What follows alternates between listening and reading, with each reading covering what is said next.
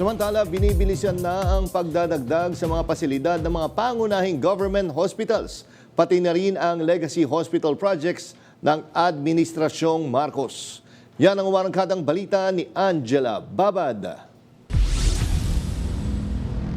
Inaasahang mabubuksan na ang 8 palapag na gusali ng Philippine Children's Medical Center sa darating na Hunyo ngayong taon, habang ang kauna-unahang 20-story Philippine Cancer Center naman ay target maabuksan sa 2027. Ayon kay DPWH Secretary Vince Dizon, ilan lamang ang Philippine Children's Medical Center at Philippine Cancer Center sa mga ospital na pinamamadaling tapusin ng administrasyon ni Pangulong Ferdinand Marcos Jr. Kasama na rito ang ilan pang gusali para sa Philippine General Hospital at National Kidney and Transplant Institute.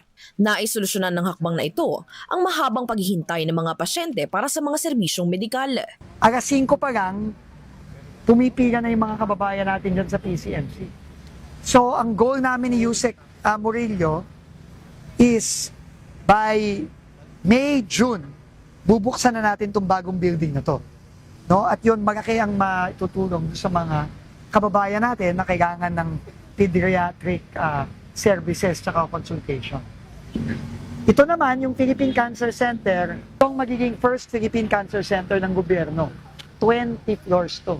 Times 10 ito sa laki at sa capacity compared dun sa private sector.